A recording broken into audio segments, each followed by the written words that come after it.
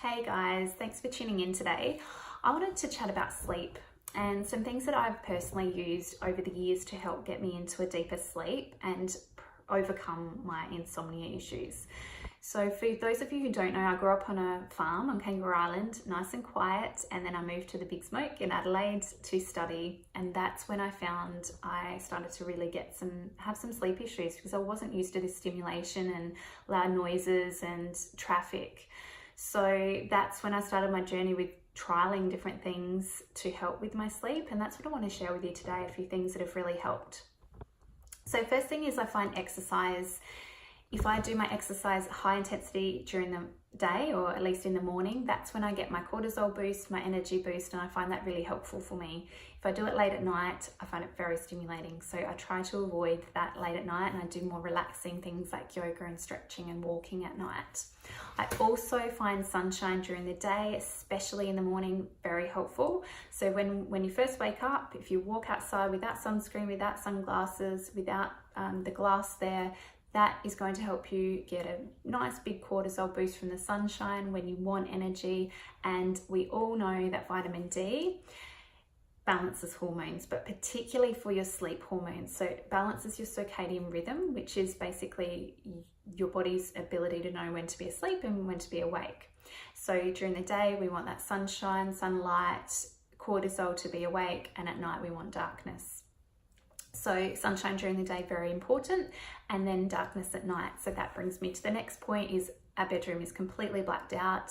I wear an eye mask, and if there's any, if I travel, I always take that eye mask because there's never going to be a dark room when you're traveling. And if we need to turn on the light, we use a Himalayan salt lamp. Okay, so that's on my bedside. Himalayan salt lamp is orange, so it doesn't impact your melatonin like blue light will.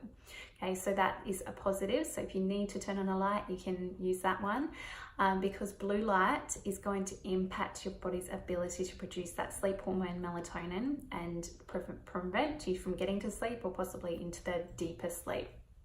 So the Himalayan salt lamp, if you need to turn on a light, and also pre-sleep, that 1-2 hours before, limit your exposure to blue light. Or if you need to be on the phone, laptop, TV watching, use your blue light blocking sunglasses, because I understand now, being a mum, I've got to do some work at night. That's my little window when Bubba's asleep. So I'll wear those to help prevent the blue light from impacting my sleep hormone melatonin. So darkness, sunshine during the day, darkness at night. Himalayan salt lamps are also cleansing for the air. So they're salt attracts water, and they've shown to help cleanse the air and promote little amounts of negative ions in the air, which are beneficial for your health. So they have a few extra benefits there too. Unplug at night, turn your Wi-Fi off, turn your phone on airplane mode. If you need an alarm, it will still work on airplane mode. Just set it before you switch it over, or use an old school alarm clock and take your phones completely out of the bedroom. We switch off the power points as well to prevent any residual electricity in the walls that can be stimulating.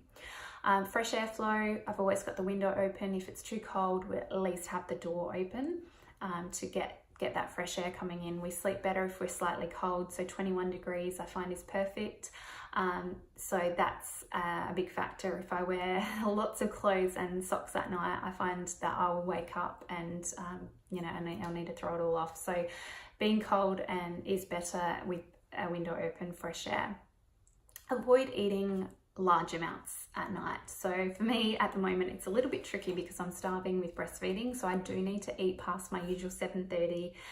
Pre-baby, I wouldn't eat after 7:30 p.m. That is to allow your body to rest, rejuvenate, and heal overnight. So that we know that a bigger fasting time overnight is helpful for allowing your body to heal and do its job, not digest your food. At the moment, like I said, I am eating a bit more after dinner because of breastfeeding, and I really want to keep that milk up, but that's something to keep in mind if you're not breastfeeding. And I also limit my exposure, or my intake, of tyramine-rich foods. So tyramine is an amino acid that can be very stimulating for the brain. So large amounts of tomato, potato, eggplant, sauerkraut, bacon, sausages, wine, even chocolate, they can be stimulating for you. So know your limit. If you are having trouble sleeping, try reducing the amount that you're having at night. And the same goes with caffeine. So I know my limit of my dark chocolate, how much I can have. Anything above that, I will be awake at night. So be honest with yourself there. I also love a cup of chamomile tea before bedtime. It's just my little ritual, and chamomile is very relaxing. And we'll also reach for our essential oils. So a good 2 hours before bed, or before Amelia goes to bed, my baby, we'll turn on the diffuser and we'll use a roller bottle mix of oils to put on her topically and give her a nice massage. And I do the same with myself. I've got a roller, and we've got a couple of diffusers going around the house, so one in the bedrooms and one in the sort of living area, so just to help us unwind. So some favorite essential oils that will rotate, and I do rotate because I don't like to use the same thing all the time, because I think that your body gets used to it. We want to give it something different all the time to keep it guessing, and these are all really beautiful favorites. So I've talked about Roman chamomile and copaiba before. Those two, if I'm in a fight-flight state, need to get out of that overwhelm, if I have a stressful day and I'm going to be churning over that at night, I'll use those two to get me out. Copaiba, like I've told you before, it's like if you've ever had a glass of wine and you have that moment, it's like that. So those two are big favorites. Lavender Peace from doTERRA, that blend is amazing. It smells like chocolate, by the way. It's got a bit of vanilla in there, it's amazing. Vetiver, bergamot, cedarwood, marjoram, sandalwood, one of my all-time favorites, and clary sage if the Bubs has gone to bed. So clary sage I don't have diffusing when Bubs is around, and I don't use it on her either.